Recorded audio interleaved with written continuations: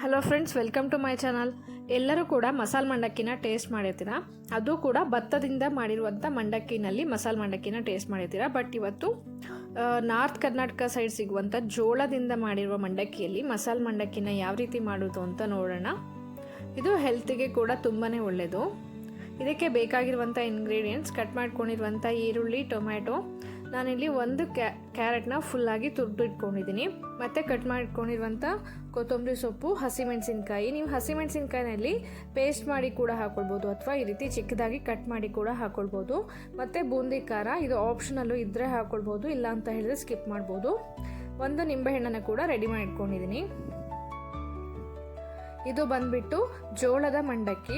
ನೋಡ್ತಾ ಇರ್ಬೋದು, ನಾರ್ಮಲ್ ಮಂಡಕ್ಕಿಗಿಂತ ಇದು ರೌಂಡ್ ಶೇಪಲ್ಲಿ ಇರುತ್ತೆ ಮತ್ತು ತುಂಬ ದೊಡ್ಡದಾಗಿ ಹಾರ್ಡ್ ಕೂಡ. ಇದು ತಿನ್ನುವಾಗ ಇದು ಸ್ವಲ್ಪ ಹಾರ್ಡ್ ಕೂಡ ಅಂತ ಅನಿಸುತ್ತೆ. ಈಗ ಮಂಡಕ್ಕಿನ ಒಂದು ಪಾತ್ರೆಗೆ ಶಿಫ್ಟ್ ಮಾಡ್ಕೊಳ್ಳೋಣ. ನಾವು ಏನೇನೆಲ್ಲ ಇಂಗ್ರೀಡಿಯೆಂಟ್ಸ್ನ ನಾವು ಜೋಡಿಸಿಟ್ಕೊಂಡಿದ್ವಲ್ಲ ಅದನ್ನೆಲ್ಲ ಒಂದೊಂದಾಗಿ ಮಂಡಕ್ಕಿಗೆ ಆ್ಯಡ್ ಮಾಡ್ಕೊಳ್ತಾ ಹೋಗೋಣ. ನೀವು ಇಷ್ಟೇ ಅಲ್ಲದೆ ಇದಕ್ಕೆ ಸೌತೆಕಾಯಿನೂ ಕೂಡ ಚಿಕ್ಕದಾಗಿ ಕಟ್ ಮಾಡಿ ಆ್ಯಡ್ ಮಾಡ್ಕೊಳ್ಬೋದು, ಅದು ಕೂಡ ಟೇಸ್ಟಿಯಾಗಿರುತ್ತೆ. ಮತ್ತು ಸ್ಪ್ರಿಂಗ್ ಆನಿಯನ್ ಇದ್ದರೆ ಅದನ್ನು ಕೂಡ ಕಟ್ ಮಾಡಿ ಹಾಕ್ಕೊಳ್ಬೋದು, ಅದು ಕೂಡ ಒಳ್ಳೆ ಟೇಸ್ಟ್ ಕೊಡುತ್ತೆ.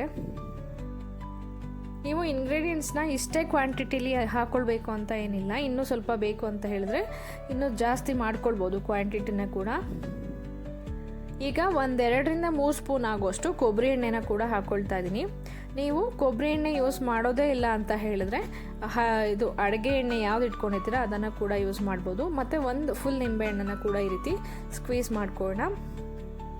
ನಂತರ ಬೂಂದಿ ಖಾರನೂ ಆ್ಯಡ್ ಮಾಡಿಬಿಟ್ಟು ರುಚಿಗೆ ಎಷ್ಟು ಬೇಕೋ ಅಷ್ಟು ಉಪ್ಪನ್ನು ಕೂಡ ಸೇರಿಸ್ಬಿಟ್ಟು ಎಲ್ಲ ಇಂಗ್ರೀಡಿಯೆಂಟ್ಸು ಒಂದಕ್ಕೊಂದು ಚೆನ್ನಾಗಿ ಹೊಂದ್ಕೊಳ್ಬೇಕು. ಅಲ್ಲಿವರೆಗೂ ಚೆನ್ನಾಗಿ ಮಿಕ್ಸ್ ಮಾಡ್ಕೊಳ್ಳಿ.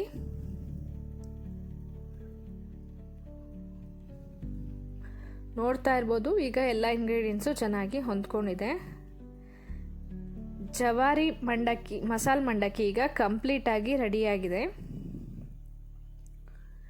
ನೀವು ಇದ್ರ ಜೊತೆಗೆ ಮಿರ್ಚಿ ಬಜ್ಜಿ ಮಾಡಿಕೊಂಡು ಸರ್ವ್ ಮಾಡ್ಬೋದು, ಅಥವಾ ಮೆಣಸಿನ್ಕಾಯಿನ ಫ್ರೈ ಮಾಡಿಬಿಟ್ಟು ಕೂಡ ಸೈಡಲ್ಲಿ ಇಟ್ಬಿಟ್ಟು ಸರ್ವ್ ಮಾಡ್ಬೋದು, ಅಥವಾ ಕಾಫಿ ಟೀ ಜೊತೆನೂ ಕೂಡ ಸರ್ವ್ ಮಾಡ್ಬೋದು. ನಾನಿವತ್ತು ಕಾಫಿನ ಪ್ರಿಪೇರ್ ಮಾಡ್ಕೊಂಡಿದ್ದೆ, ಸೊ ಕಾಫಿ ಜೊತೆ ಸರ್ವ್ ಮಾಡ್ತಾಯಿದ್ದೀನಿ. ನೀವು ಕೂಡ ಇದೇ ಮೆಥಡ್ನಲ್ಲಿ ಮನೇಲಿ ಒಂದ್ಸರಿ ಟ್ರೈ ಮಾಡಿ ರೆಸಿಪಿ ಹೇಗೆ ಬಂತು ಅಂತ ಕಮೆಂಟ್ ಬಾಕ್ಸಲ್ಲಿ ಕಮೆಂಟ್ ಮಾಡಿ ತಿಳಿಸಿ. ರೆಸಿಪಿ ಇಷ್ಟ ಆದರೆ ಲೈಕ್ ಮತ್ತು ಶೇರ್ ಕೂಡ ಮಾಡಿ. ಯಾರ್ಯಾರೆಲ್ಲ ಇನ್ನೂ ಸಬ್ಸ್ಕ್ರೈಬ್ ಆಗದೆ ನೋಡ್ತಾ ಇದ್ದೀರೋ ದಯವಿಟ್ಟು ಸಬ್ಸ್ಕ್ರೈಬ್ ಮಾಡ್ಕೊಂಡು ನೋಡಿ. Thank you for watching.